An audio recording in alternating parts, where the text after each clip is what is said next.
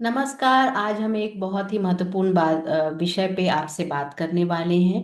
और हम सभी जानते हैं कि आजकल रील्स का ज़माना है, आजकल सोशल मीडिया का ज़माना है। और बहुत सारे रील्स, शॉर्ट वीडियोस या वीडियोस जो हैं वो हमारे विभिन्न लिंक्स में आते रहते हैं, चाहे वो व्हाट्सएप हो, चाहे वो कोई भी और मीडिया हो, उसमें आते रहते हैं, जो कि काफ़ी इंफॉर्मेटिव भी होते हैं, काफ़ी एंटरटेनिंग भी होते हैं, लोगों को जोड़ते भी हैं। और hats off to all the people who are creating wonderful contents. लेकिन कुछ इन्फॉर्मेशन ऐसी होती है जो कई बार गलत होती है और धारणाओं को नुकसान भी पहुंचाती है और लोगों को बहुत मिसलीड करती है। अगर हम अपने सनातन ग्रंथों को ले या सनातन मान्यताओं को ले, तो कई बार इससे भी संबंधित कुछ रील्स ऐसी आती हैं जो इन्फॉर्मेटिव रहती हैं, पर कुछ ऐसी आती हैं जो लोगों को दिग्भ्रमित करती हैं, आस्था से जुड़ी हुई होती हैं। इसलिए लोग गलत चीजों पे विश्वास भी करने लगते हैं, क्योंकि हमारे सामने जो है बहुत सारे ग्रंथ हैं और लोग उनका अध्ययन करते नहीं हैं। तो ऐसी ही एक मान्यता जो आजकल बहुत कुछ रील्स में देखी जा रही है, उसके विषय में हम बात करेंगे। और ऐसी एक मान्यता है कि महालक्ष्मी का प्रवेश ब्रज एरिया, जो ब्रज धाम एरिया है, उसमें नहीं होता है, या कृष्ण जी के जमाने में नहीं होता था। कुछ लोग तो कहते हैं कि वहां नहीं प्रवेश होता, क्योंकि वहां वो प्रेम भूमि है, इसलिए वहां लक्ष्मी का प्रवेश नहीं होता। तो हम ये देखते हैं कि ये कितना तथ्य कृष्ण जी के जमाने में भी और आज के जमाने में भी ये तथ्य कितना सत्य है, यह आज हम देखने वाले हैं।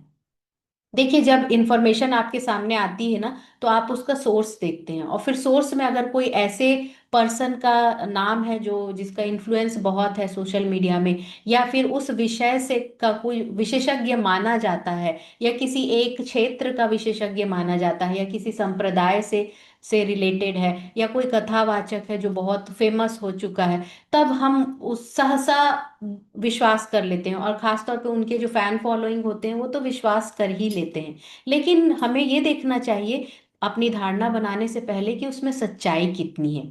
तो इस तथ्य की हम सच्चाई देखते हैं। पहले तो हम समझे कि महालक्ष्मी है क्या।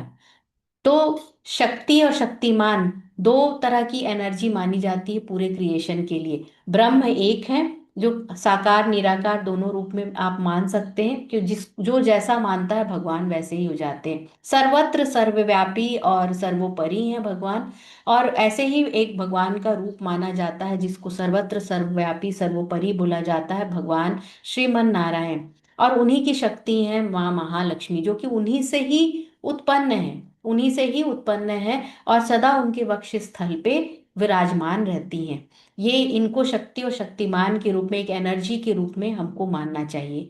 जब भी भगवान जहां भी जाते हैं, महालक्ष्मी उनके साथ ही रहती हैं। जैसे विष्णु पुराण में बोला गया है कि भगवान जो है नारायण सब जगह व्याप्त हैं, तो लक्ष्मी भी सब जगह व्याप्त हैं, ये कभी अलग नहीं हो सकते।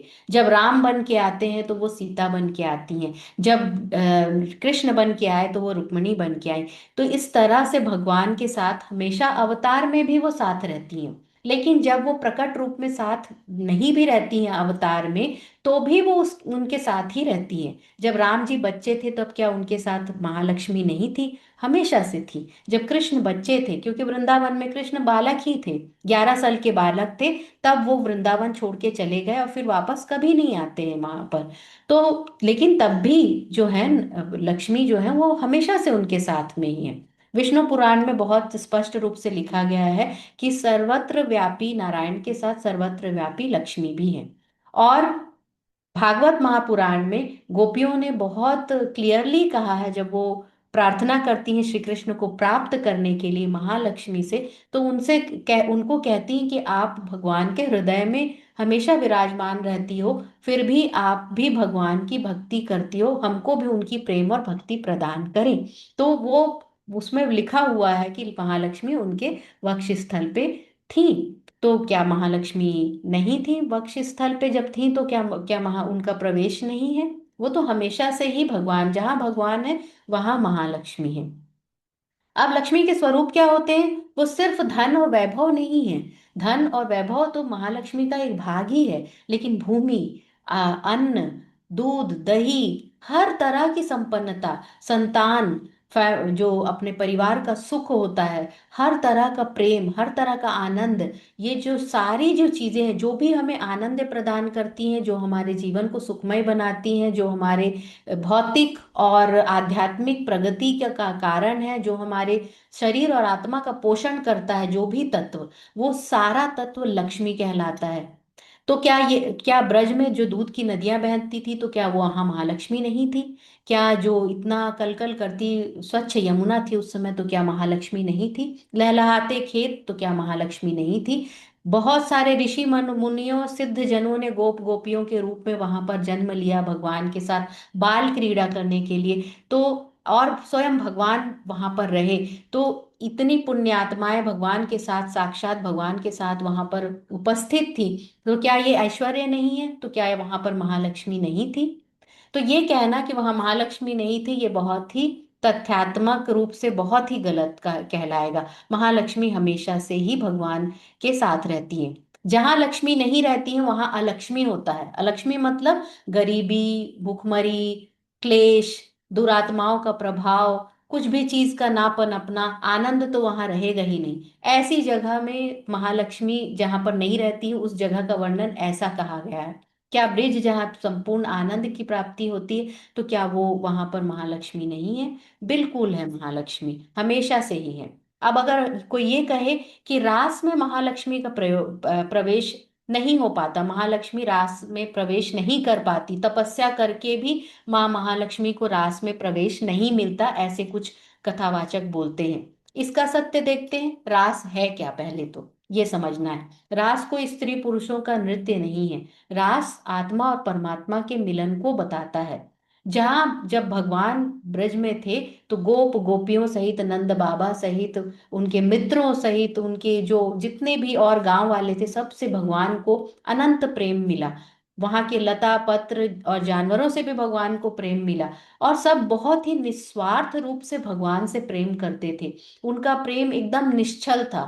तो जब निश्चल, निस्वार्थ, एकाग्रचित होके जो प्रेम रहता है, जब ऐसा प्रेम आत्मा में उत्पन्न हो जाता है और उनको भगवान के अलावा कुछ नहीं दिखते, तब जो ये हम जीवात्मा है, जो ये सारी जीवात्माएं हैं, वो भगवान परमात्मा के साथ एक हो जाती हैं। जो ये शुद्धिकरण जब हो जाता है, ये शुद्ध प्रेम आत्मा को शुद्ध करता है, और शुद्ध आत्मा जो है वो परमात्मा का ही भाग होने से परमात्मा के साथ एक हो जाती है। और भगवान सत्य चित्त आनंद है, जो चित्त को आनंदित कर देते हैं। ऐसा सत्य है जो वो भगवान है।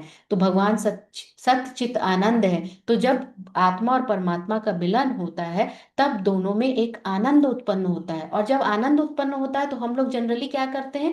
हम लोग नाचते हैं। तो इसीलिए इसको एक नृत्य, आनंदमय नृत्य की तरह दिखाया जाता है। और इसीलिए भागवत वगैरह में कहा गया है कि हर गोपी अपने साथ भगवान को महसूस करती है। कोई एक गोपी की बात नहीं हो रही है कि एक के साथ नाच रहे हैं बाकी सब साइड में है, ऐसा नहीं है। हर आत्मा अपने साथ भगवान, अपने साथ निकटता महसूस करती है। तो ये आत्मा और परमात्मा के मिलन को बताता है। भक्त और भगवान के रिलेशनशिप, उनके रिश्ते को बताता है। यहाँ पर महालक्ष्मी तो भक्त है ही नहीं, वो तो भगवान का ही भाग है। भगवान अगर सौंदर्य राशि है, तो वो सौंदर्य भी लक्ष्मी लक्ष्मी ही है। क्योंकि सौंदर्य भी एक तरह की राशि है, एक तरह का धन है, एक तरह का वैभव है। सौंदर्य भी लक्ष्मी के रूप में भगवान के की नृत्य प्रिया जो है, और हृदय स्थल में स्थापित लक्ष्मी जी तो हमेशा उनके साथ है। उनको इस रास की जरूरत नहीं है। रास मीन्स आत्मा की शुद्धि की जरूरत, और उस शुद्धि से प्राप्त जब भगवान की प्राप्ति होती है, उसकी जरूरत आत्माओं को है। जैसे प्रहलाद जी की शुद्ध आत्मा भगवान से एक हुई, संत तुकाराम, जनाबाई, मीराबाई, और भी ना जाने कितने भक्त जो हैं, उन्होंने भगवान से एकत्व प्राप्त किया, भगवान को प्राप्त किया। तो ये इस तरह का जब प्रेम व्याप्त होता है, तब भगवान से जो एकता होती है, उसी को रास कहा गया है। तो यहाँ पर तो ऑलरेडी जो जो जो भगवान है उनके साथ लक्ष्मी है, और भक्त और भगवान का रिश्ता है ये। तो यहाँ महालक्ष्मी को इसके लिए प्रयत्न करने की जरूरत नहीं है। वो तो नित्य ही भगवान की प्रिया और भगवान की शक्ति और भगवान के साथ ही है, भगवान ही है। तो इसलिए ये भी जो दावा है, ये भी बहुत गलत है, बस एक भावनात्मक दावा है, और इसका कोई भी शास्त्रीय प्रमाण नहीं है। अब कोई बोले आज नहीं है, आज नहीं है माँ महालक्ष्मी। तो आज देखिए कितने सारे समृद्धशाली शाली मंदिर हैं। कितने सारे लोग जो हैं वहाँ के कथावाचक और कहा और वहाँ के लोग जो हैं वो श्री संपन्न लक्ष्मी संपन्न हैं। कितने लोग जा रहे हैं, आस्था का केंद्र है, कितने सारे लोगों ने तपस्या की। तो ऐसी भूमि में क्या ये यहाँ लक्ष्मी नहीं है? अभी भी लक्ष्मी है, और बिल्कुल है। बाके बिहारी जी को देखिए, उनका एक सिंगल विग्रह है, क्योंकि महालक्ष्मी तो सदैव उनके अंदर निवास करती ही है। तो भगवान चाहे बच्चे रहें या भगवान बड़े रहें, हमेशा से श्री उनके साथ ही रहती है। वृंदावन में 11 साल की उम्र में वो चले गए थे बाहर, और फिर कभी लौटकर आए नहीं। तो बच्चे थे उस समय, तो उस समय विवाह का तो सवाल ही नहीं उठता। तो इसलिए उस समय तो, लेकिन तत्व रूप में तो हमेशा से लक्ष्मी उनके साथ ही थी। जब भगवान बड़े हो गए, युवावस्था को प्राप्त हो गए और द्वारका चले गए, और जब विवाह का समय आया, तब लक्ष्मी नारायण का प्रेम रुक्मणी कृष्ण के प्रेम के रूप में उजागर हुआ, और उनकी एक सुंदर सी प्रेम कहानी है। फिर दोनों एक हुए। तो जो त्रेता में सीता थी, वही द्वापर में द्वापर में रुक्मणी जी हैं। ऐसा विष्णु पुराण में बहुत ही क्लियरली लिखा है, महाभारत और हरिवंश पुराण में भी, और भागवतम में भी आपको मिलता है ये बात।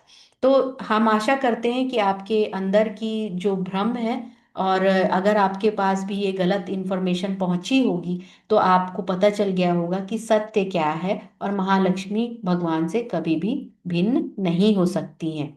तो इसी तरह से कोई भी ऐसा वीडियो जो होता है, जो रुक्मणी माता को नीचा दिखा रहा है किसी और को ऊपर दिखाने के लिए, या रुक्मणी माता को क्रोधित दिखा रहा है, उनके साथ ऐसा हो गया, कृष्ण ने, वो नित्य प्रिया थी भगवान की, इसलिए भगवान ने सबको प्रेम किया। सिया राम मैं सब जग जानू, तो क्या सब सब जग से क्या ब्रज बाहर हो गया? बिल्कुल भी नहीं। तो हमेशा से ही भगवान की प्रिय रही हैं, और हमेशा से उनका ही रूप उनके ही साथ है। तो आशा करते हैं ये इन्फॉर्मेशन आपको अच्छी लगी होगी, और आपको कुछ ज्ञान में वृद्धि हुई होगी, अगर आपके कोई मन में भी कोई शंका होगी तो। धन्यवाद।